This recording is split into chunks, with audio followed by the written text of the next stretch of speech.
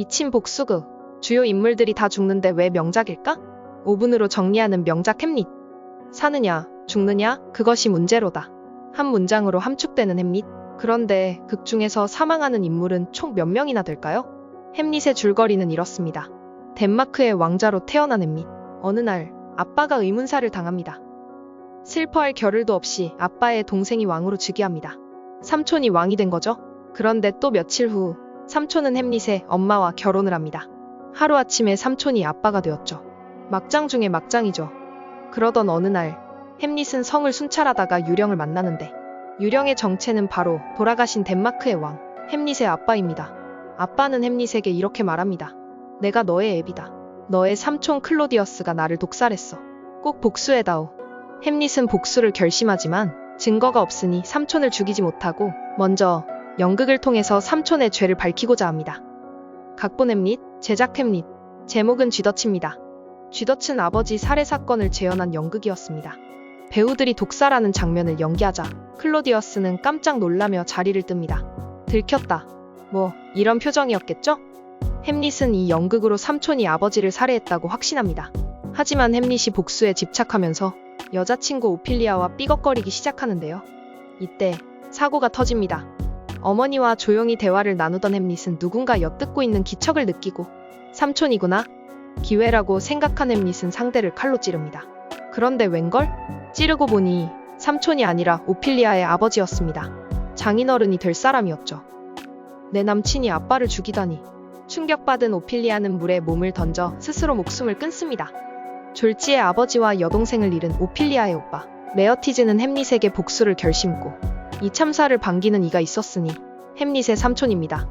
삼촌은 레어티즈와 햄릿이 결투를 벌이도록 판을 깔아줍니다. 자, 패 돌아갑니다. 레어티즈의 칼끝에 독을 바르고 꼼꼼하게 플랜 B로 햄릿이 마실 와인에도 독을 탑니다. 그러나 비극은 이제 시작입니다.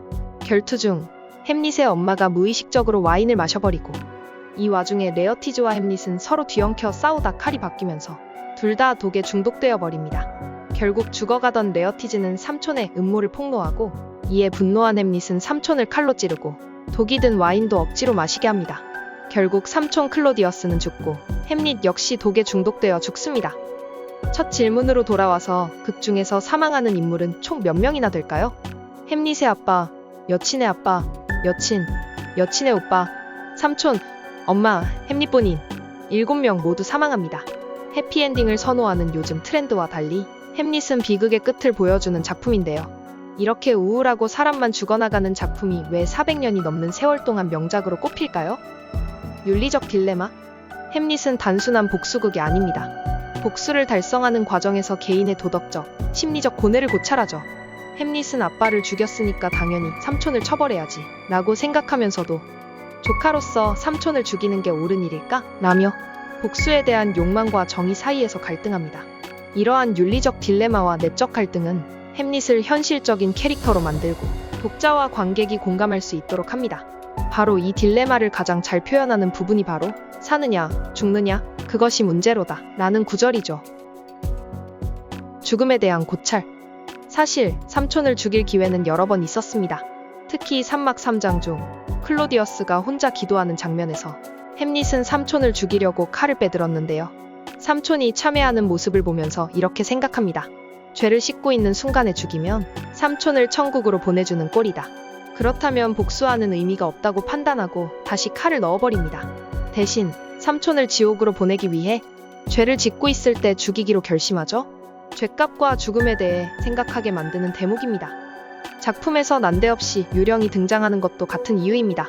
초현실적인 존재를 앞세워 죽음과 사후 세계에 관한 질문을 던지죠. 극중극. 햄릿이라는 극 중에서 쥐더치라는 연극이 진행됩니다. 주인공이 삼촌의 죄책감을 끌어내려고 준비한 연극이었죠. 극중극은 현실과 허구의 경계를 모호하게 만들면서 관객과 직접적으로 교감하게 만드는 장치입니다. 햄릿이 명작으로 꼽히는 가장 큰 이유죠. 이 외에도 햄릿은 셰익스피어만의 예술적 표현, 비극적 결말과 카타르시스 등으로 오랫동안 사랑받고 연구되고 있습니다.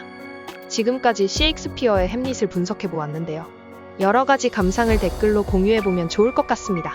영상이 도움이 되셨다면 좋아요와 구독 부탁드립니다.